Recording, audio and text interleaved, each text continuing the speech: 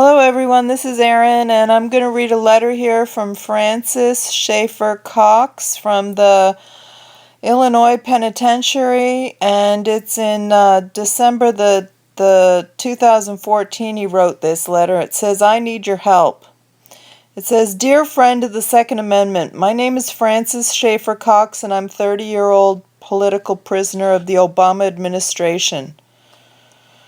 My only crime was believing in the Second Amendment and that the government should obey our Constitution. That's all it took for Obama's feds to take away my freedom, widow my wife, and orphan my children. I'm taking a huge risk sending this letter to you. If it becomes known, I may be shackled and sent to the hole for years. But it's a risk I'm willing to take to see my wife and kids again. Here they are in the two pictures I sent you. One is of my sweetheart Marty and me holding our newborn son Seth during happier times. The other is of Seth all grown up with his little sister, my angel Bree. The last time I held them in my arms was over 3 years ago, and without your immediate help I won't hold them for another 22 years. That's because I'm serving a 26-year sentence in a prison nicknamed Little Guantanamo for crimes I did not commit. It's my hope and prayer that after reading this and seeing the hell my family and I have been through, you will help me with this, my last chance to prove my innocence and return home to my family. This is my cry for help, not just for me and my family, but for Americans like you, who may be Obama's next targets. With that said, here's my story. I never thought in a million years I'd be in prison. After all, I was raised in a conservative Christian home in Alaska. It's where my father taught me how to hunt, my godparents taught me to fish, and where I climbed to the summit of Mount McKinley. It's also where I met my faithful and loving wife, Marty. Even in my cold 6x9 jail cell, I can still smell the lavender perfume she wore on her first date 12 years ago. With her blessing, I decided to run for the Alaska State House of Representatives in 2008. It was a tight three-way race that I narrowly lost with 38% of the vote, but it did position me for a strong run in the next election. But that was 2 years away, and like you, I'm not one to sit back and watch as my country falls apart. So I started campaigning early and hosting town hall meetings in Alaska and across America. My platform was simple. The government needs to follow the Constitution and stop treading on our rights, especially our natural right to keep and bear arms. And I guess my message struck a nerve, not just with the tens of thousands of patriots like you that poured into the town halls all across America, but also with Eric Holder, Obama, and their gun-grabbing friends. These tyrants hate the Second Amendment and anyone who supports it. So when my pro-Second Amendment speeches gained momentum across America, the Obama administration decided they had to find or make a way to silence me. That's when my family's nightmare began. Looking back as I sit in my prison cell and pore through Homeland Security documents the government used in my case, I can see that the government looked high and low for some reason to silence or arrest me. But they found none. Like you, I'm an honest man who fears God and loves his country. I paid my taxes, ran my business ethically, and followed the law. But Obama wasn't looking for criminals. He was targeting conservative patriots who disagree with his criminal acts. So he sent Attorney General Eric Holder and other corrupt Department of Justice officials to target Alaska's conservatives just like me. Maybe you remember hearing about this several years ago. It was all over the news. The Obama administration codenamed it Operation Polar Pen. Go ahead and look it up. You'll be shocked at what they got away with using your tax dollars. Their plan was simple. Use undercover FBI informants to create fake charges and sabotage political campaigns of anyone on Obama's enemy list. They took down our Republican Senator Ted Stevens, who was also an NRA executive board member, 3 Alaskan state house reps, and dozens of local patriots. And since I was the main organizer of the Second Amendment lobby in Alaska and represented thousands of conservative voters, I had to go, and they didn't care how. So it didn't take long for holders, criminals, and undercover agents to target and harass me and my family. They started showing up one by one, trying to talk me into committing a crime. Remember, I didn't know they were undercover federal agents wearing wires at the time. Those same audio recordings would later prove my innocence, but I'll get to that soon. The first time one of the undercover agents came up to me, he said, "You need to use your influence to organize a violent attack on the government. That's the only way you can make a difference." I couldn't believe what I was hearing. I told them they were nuts and to stay away from me, but they didn't like hearing that. So they got even more pushy and intimidating. These thugs tried anything and everything to get me to say that I was going to attack the government. But as soon as they realized that I would never say anything like that, they kicked it up a notch by going after the most important thing to me in the world, my kids. That's when the feds filed a bogus child neglect complaint with the Office of Child Services and convinced a local judge to issue a writ of assistance to seize our 1.5-year-old baby Seth with a SWAT team.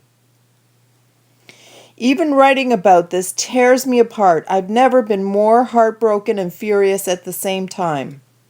As soon as Marty and I found out, we called our friend and lawyer Robert John. He advised us that we should find a safe place to stay until he got to the bottom of it. But before we could get far, one of the same undercover agents from before confronted us and said, "See, I told you so. Now the feds are attacking your children. That's a line in the sand we can't let them cross. If they do anything, I'm going to attack them to defend you. And if you refuse to stand up and help, I'll kill you for being a coward." When Marty and I heard that, our hearts sank. Not only was the government coming after our son Seth, but now our lives were being threatened for refusing to commit a crime. And remember, I still had no idea these guys were undercover FBI agents. What would you do at that point? I could only think of doing one thing: getting my family as far away from these people as thugs as possible. So we packed up our bags and got ready to leave. But before we could leave, another FBI undercover informant caught up with us one last time and threatened me not to leave. I told him I had to do what was best for my family, and that's that. I had no idea that the feds were listening in at the time and realized they weren't going to get me to commit a crime, and they were about to lose me forever. That's when they struck. Obama's feds had set an ambush. Out of nowhere, masked agents swarmed in, slammed me to the ground, handcuffed me, and whisked me away in a black SUV. Before I knew it, I was sitting in a jail cell charged by the feds in state court with conspiracy against the government. Read that again. Conspiracy against the government? Can you believe that? I still can't. And neither could my attorney, Robert John, when I called him from jail, pleading with him to get these ridiculous charges dropped. And thank God that's exactly what he did. Here's how. Remember the audio recordings I told you about earlier, the ones that prove my innocence? Well, Robert John got them admitted in pretrial motions, and as soon as the state judge heard them, he knew the case was nothing but lies and threw the whole thing out. So after spending nearly a year in jail, going bankrupt, and missing my daughter, Bree's first words, it looked like my family and I would be together again soon, or so we thought. That's when Obama and Holder sent their federal prosecutor named Joseph Bottini, the same man who took down Senator Ted Stevens after me. And you know the worst part? He charged me in federal court with the exact same charges. But it gets worse. Not only was I facing charges I had already been found innocent of in state court, now the prosecutor moved the trial hundreds of miles away so Marty and I couldn't afford to fly in my witnesses. If that wasn't bad enough, the death blow came when the same prosecutor filed a motion barring us from playing the government's own recordings. The same recordings I told you about earlier that proved my innocence. The whole thing was a sham. Everybody knew I hadn't broken any laws. The prosecution even admitted that I refused to commit a crime, but they argued that didn't matter. Why? Because the government prosecutors said that my belief in the Second Amendment was dangerous and disloyal to the federal government. They even argued that I may possibly someday harm someone with my legal collection of firearms and that I was plotting against the government. Here's how it went in the courtroom. Prosecutor, are there any circumstances where you would resist the government? Me. Yes, but only in the sense that my first loyalty is to the Constitution and the rule of law. Prosecutor. You see, he's plotting against the government. I rest my case. Judge. Guilty. And that's all it took to widow my wife, orphan Seth and Bree, and condemn me to this tiny jail cell for 26 years. So I have to ask you, is this the America you want to live in? One where the federal government can say you are disloyal if you support the Second Amendment? One where your kids and grandkids can be called terrorists and sent to prison for legally owning a weapon and supporting that right? That's not the America I grew up in, and it's not the America I want Bree and Seth to grow up in. And as a fellow Second Amendment supporter, I'm sure you feel the same. That's why I'm writing you today. You see, I have one last chance to appeal my conviction to a 3-judge panel on the Ninth Circuit Court of Appeals based on the fact that the prosecution withheld evidence. The same recorded evidence I told you about earlier that proves my innocence. Not only would this allow me to possibly reverse my 26-year jail sentence and return home to my family, it would also overturn a very dangerous precedent Obama set when he locked me up and threw away the key. My case is the first one like it. If you and I stand by and do nothing, not only will I continue to rot in this tiny cell, Obama will also have all the legal power he needs to lock up patriots like you and me for supporting the Second Amendment. And you better believe Hillary would love to inherit that power in 2016. The only way we can stop this is by appealing this landmark case right now. So I have to ask you, one patriot to another, will you help me in this? My last chance to overturn this wrongful conviction and return home to Marty, Seth, and Bree. I pray your answer is yes, because I only have until Thursday, February 12th. I believe that was 2014 or 15. That's my deadline for filing this appeal. But in order to do that, I need a great attorney. And as you know, great attorneys don't come cheap. Fortunately, I have Robert John, the same lawyer and friend who got the state of Alaska to drop all charges against me, and the same man I am counting on to get me home to Marty, Bree, and Seth. But in order to do that, I desperately need to raise $56,000 by Thursday, February 12th. That's the cost of filing my last chance appeal. That's why I'm turning to a select few patriots like you today. Without your immediate help, I'll miss my last chance appeal. Obama will set this dangerous precedent, and I'll spend the next 22 years locked up as a political prisoner away from my family. As I told you earlier, my family has lost everything. We don't have a cent left to our name. That's why I'm praying to God that you will find it in your heart to support my appeal with a gift of $26, $1 for every year I was unjustly sentenced to serve in prison. I've even included a reply sheet from my legal team you can use to send back your urgent donation. If you can send a larger gift, or even more, it would mean so much to me and my family. My legal team would put it to use right away to get me out of this secret prison. But if you can only afford $26, I won't ask for a penny more. I'm just so thankful for your help.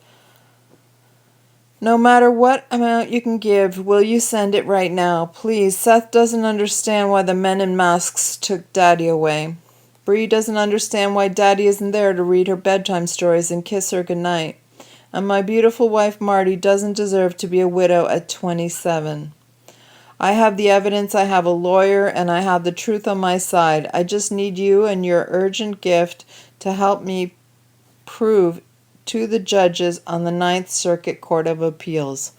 But no matter what you do, please pray for Seth and Bree, who are missing their daddy. Pray for my wife, who is struggling to make ends meet, and pray for our country. My life is in your hands. Francis Schaeffer Cox. P.S. The Obama administration locked me up for 26 years in a political prison nicknamed Little Guantanamo, widowed my wife Marty, and orphaned my 2 kids. Because I publicly supported your and my right to keep and bear arms. Please, I only have one last shot to prove my innocence to the Ninth Circuit Court of Appeals, overturn this dangerous precedent, and return home to my family. P.P.S. I need to hear from you by Thursday, February 12th. That's the deadline for filing my appeal. And that was a year ago. I don't know what to tell you people. If you don't step up and help these kind of people, you're going to be next.